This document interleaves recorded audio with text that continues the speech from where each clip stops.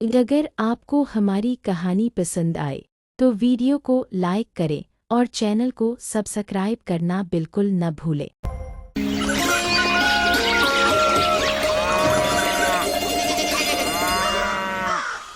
कुछ औरतें कुएं से पानी भर रही हैं। अरे तारा, जल्दी से अपना पल्लू ले ले, नहीं तो संतो और बंतो आ जाएंगी। हाँ हाँ, और पूरा दिन खराब कर देंगी। अरे कौन?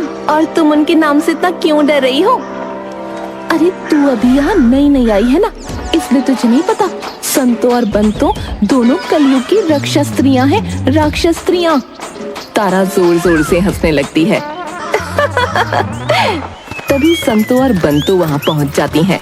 संतो पूरे ठाट बाट से चश्मा लगाए हुए, मेकअप में और हाथ में एक पर्स टांग कर आती है, और बंतो जूड़ा और उसमें बड़ा सा लाल रंग का गजरा लगाए हुए लाल सिल्क की साड़ी में थी।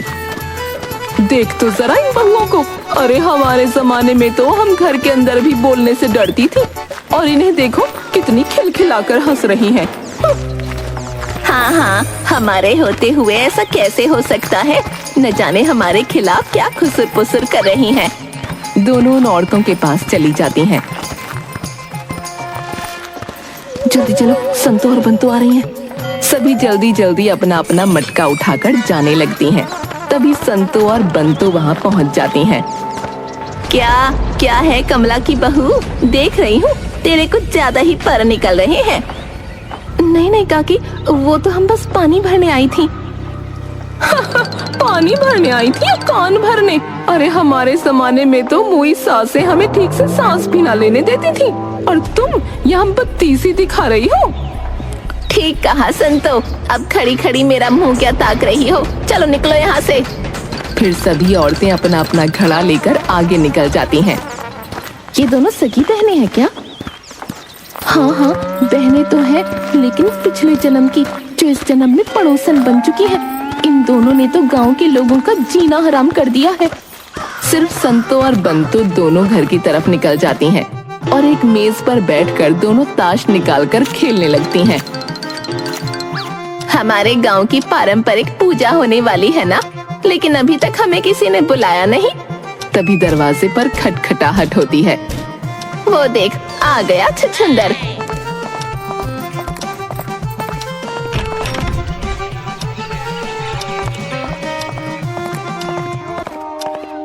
अरे संतो जी, बंतो जी, अच्छा हुआ आप दोनों एक ही जगह मिल गई। वह मैं यह बताने आया था कि परसों हमारे गांव में जो है नवरात्रि की पारंपरिक महापूजा है। तो आप दोनों के बिना तो हमारी पूजा अधूरी ही रहती है। आप दोनों को आना है और अपने शुभ हाथों से माता रानी को भोग लगाना है। हाँ। अगले दिन दोनों मंदिर पहुंच जाती हैं और आरती करती हैं। अरे पंडित जी, महापूजा का भोग लेकर आ। ये गुड़ से ही बनाया है ना? नहीं नहीं, वो संतो जी, बंतो जी। अरे क्या हुआ? इतना कांप क्यों रहा है? वो इस बार का भोग जो है गुड़ से नहीं बल्कि शक्कर से बना है। क्या शक्कर से? वाह जी वाह, वाह जी वाह।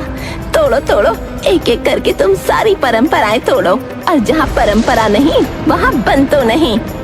हाँ हाँ, और जहाँ बंतो नहीं वहाँ संतो नहीं। चल बंतो। और दोनों वहाँ से चली जाती हैं। अरे सरपंच, अगर यहाँ बुलाकर हमारी बेइज्जती ही करनी थी तो बुलाया क्यों? अब गांव में इस परंपरागत पूजा में भी तुम शक्कर वाली मिठाई बनाओगे? हे भगवान, रहे मन इस संसार में भांति भांति के लोग। तुम हमारे सारे पुराने रीति रिवाजों को भूल जाओ। ये कल की आई हुई छोरियाँ गांव के चौराहे पर खड़ी होकर दांत दिखाती रहती हैं। ना कोई लाज ना शर्म। अरे हाँ, हमारे जमाने में तो हम हाथ हाथ भर का घूंघट लेते थे। न जाने क्या होगा इस संसार का। उनकी बातों से सभी लोग थर थर कांपने लगते हैं। संतो और बंतो दोनों गुस्से में इतराते हुए वहाँ से चली जाती हैं। अरे सरपंच काका, ये दोनों आखिर हर वक्त इतना रौब क्यों जमाती रहती हैं? माना कि बड़ी हैं, लेकिन इतना रौब। अरे बेटा, क्या बताऊं तुम्हें, ये दोनों हमारे गांव के बहुत ही धनी और जाने माने परिवारों से हैं।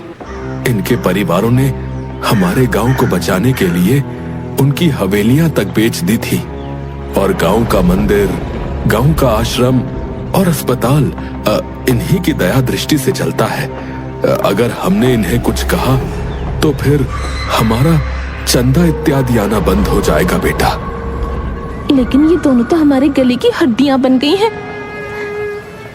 हाँ हाँ काका, सच में हमारा तो घर से बाहर निकलना मुश्किल हो गया है। हम तो चैन की सांस भी नहीं ले पाते। हाँ सरपंच जी, इनका कुछ तो करना ही होगा, जिसे ये कुछ दिनों के लिए यहाँ से चली जाए। कम से कम गांव में कुछ दिनों के लिए शांति तो रहेगी। सरपंच और पंडित दोनों हाँ में सिर हिलाते हैं। पंडित जी, सरपंच जी, मैं तो कहता हूँ इन दोनों डोकरियों को तीर्थ यात्रा पर भेज देते। कम से कम थोड़े दिन तो गांव में शांति रहती।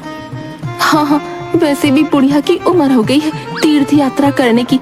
नाक में दम कर दिया है। तीर्थ जाएगी तो भगवान उन्हें थोड़ी तो सद्बुद्धि देंगे। सरपंच और पंडित कुछ देर तक सोचते हैं। ठीक है, हम उन दोनों को जो है चारों धाम की यात्रा पर भेज देंगे। गांव के सभी लोग खुश हो जाते हैं। हाँ हाँ, आज ही चलकर उनसे पूछते हैं। ये शुभ काम जितना जल्दी हो उतना अच्छा। हाँ सरपंच जी, हम आज ही चलते हैं। फिर सभी लोग शाम को संतू और बंतों के यहाँ पहुँच जाते हैं। दोनों बैठकर शतरंज खेल रही थीं। ये चेक और ये मेट। संतो जी, बंतो जी, दरवाजा खोलिए। संतो और बंतो दोनों मुंह बनाकर बाहर निकलती हैं। अरे मैं कहती हूँ कि हमारी भी कुछ निजी जिंदगी है कि नहीं। सुबह सुबह दिमाग सड़ाकर पेट नहीं भरा जो हम फिर से मुंह उठाकर चले आए। अरे नहीं नहीं संतो बंतो जी, आज सुबह जो भूल हुई उसके लिए हमें क्षमा कर दीजिए। आपके जाने के पश्चात मैंने अपनी आंखों के सामने गुड़ वाला भोग तैयार करवाया और माता दुर्गा को अर्पित किया। बस यही बताने आए थे या कुछ और भी? बोलो जल्दी, मेरे पास टाइम खोटी करने का टाइम नहीं है। तो सभी गांव वालों के मत से आप दोनों के अलावा और कौन योग्य हो सकता है? इस काम के लिए आपसे ज्यादा योग्य तो कोई है ही नहीं। क्यों क्यों गांव वालों, बोलो। हाँ हाँ, और नहीं तो क्या? हाँ हाँ, और नहीं तो क्या?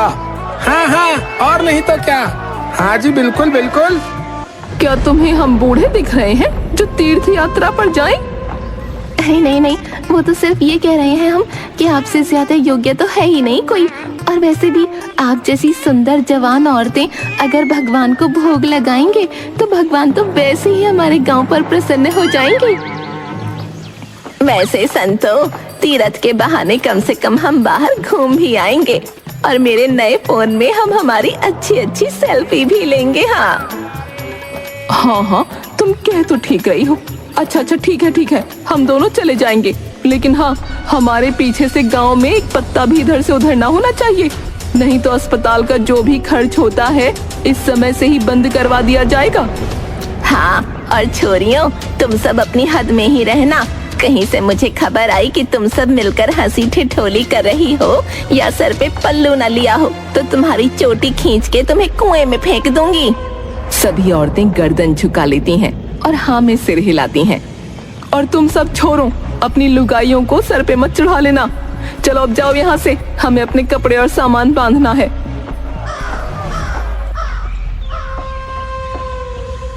ये लीजिए, 3 दिन बाद की टिकट है। तीसरे दिन सभी गांव वाले संतों और बंतों को स्टेशन पर छोड़ने जाते हैं।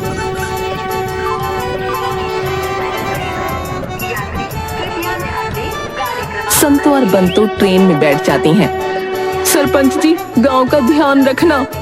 गांव के सभी लोग संतों और बंतों को छोड़ने आए थे और रोने का नाटक करने लगे। जैसे ही ट्रेन चलने लगी, गांव के सभी लोग खुश हो गए और खुशी से नाचने गाने लगे और ढोल बजाते हुए नाचते हुए गांव में आते हैं। ए भैया, ए गजोधर, गांव में कितना सन्नाटा लग रहा है रे, है ना? अरे सन्नाटा नहीं, इसे शांति कहते हैं, जो कि संतों और बंतों के जाने से गांव को नसीब हुई। मुझे तो याद भी नहीं कि आखिरी बार ऐसे सुकून का अनुभव कब हुआ था। और जोर जोर से हंसने लगते हैं। सबको खुशी मनाते हुए शाम हो जाती है। तभी एक आवाज आती है। सभी गांव वाले अपने अपने घरों से बाहर निकलते हैं। अरे भैया, अरे ये आवाज तो है। अरे नहीं नहीं, ये कैसे हो सकता है? शुभ शुभ बोलो। और घर से बाहर निकलते हैं तो देखते हैं कि गांव के चौराहे पर संतों और बंतों दोनों अपने बक्से उतार रही थीं। अरे ओ मंगलू, राजू, चल इधर आ और हमारे बक्से हमारे घर पे छोड़ दे। अरे काकी, तुम तो फिर से आ गई। अरे हाँ, वो मेरे फोन पर महेश का फोन आया था। वो विदेश से आ रहा है। अब बताओ, मेरा बेटा आए और मैं ही ना मिलूं, ऐसा कैसे हो सकता है भला? बस ये बात सुनते ही हम अगले स्टेशन पर उतर गए। हाय रे मेरी फूटी किस्मत। अगले दिन बंतो पूरा काम सजवा देती है। अरे ओ छोरे, वो फूल अच्छे से लगा। ये सब छोड़, लेकिन पहले ये बता कि मैं कैसी दिख रही हूँ? दिख रही हूँ ना बिल्कुल हीरोइन। मेरा बेटा मुझे देखने पर बिल्कुल खुश हो जाना चाहिए। थोड़ी देर में महेश आ जाता है। बंतो उसे देखते ही गले लगा लेती है। कैसा है रे तू? मेरी तो आंखें तरस गई थी तुझे देखने को। माँ, मैं किसी को लाया हूँ आप सबसे मिलवाने के लिए। तभी गाड़ी में से एक लड़की निकलती है। सभी लोग हैरान हो जाते हैं। अरे ये छोरी कौन है रे? और ये क्या कपड़े पहने हैं इसने? हमारे गांव में छोरियां ऐसे कपड़े ना पहनती। माँ, मासी, ये सोनिया है, तुम्हारी बहू। क्या? ये मेरी बहू नहीं हो सकती। नहीं नहीं महेश, तू इसे अभी के अभी तलाक दे। जिससे अपने कपड़े ठीक से ना संभले, वो हमारी परंपराओं को क्या ही संभालेगी।